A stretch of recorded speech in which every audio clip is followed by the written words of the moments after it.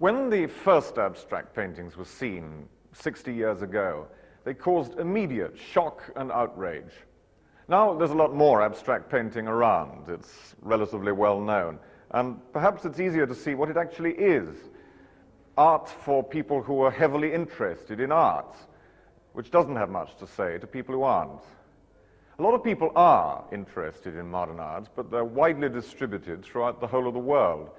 And so it can be that an artist can have great international fame, a major reputation, and yet his work still be scarcely known or ever seen in the part of the country where he lives. William Scott has lived in Somerset since the 1940s. He's long been recognized as one of the leading painters of his generation in the world. His paintings hang in the great museums of London, Europe, and America. His name is in all the history books of modern art. He's had a retrospective at the Tate Gallery. But his recent major exhibitions have been in Canada, New York, and Zurich.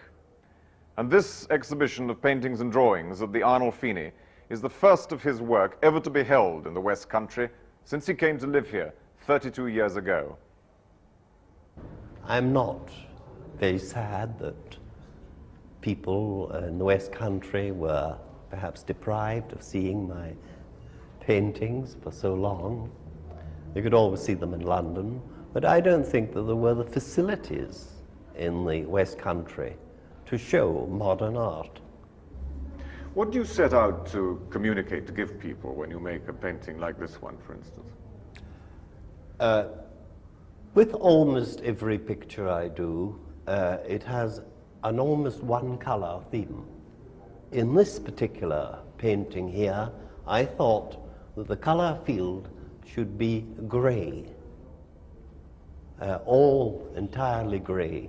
I had painted many other paintings over the years, gray, but not exactly quite like this gray. What's going on inside that painting is, I hope, is that the division of my spaces are right, and that the space between the objects is the exact right one for this particular painting. My early paintings are very much more realistic. They are paintings of frying pans and eggs and wire baskets, glasses, bottles, and such things. Well, in this painting here, I still think these are the same objects. Well, that's a frying pan. Here is a frying pan, here is the bowl, and here is the tabletop. I'm not greatly interested in frying pans. I haven't got any great passion for them, or any more for eggs or saucepans, but I find that they can be very beautiful, and they can be the means of making a painting. These strange, austere pillars gives it an atmosphere of great simplicity.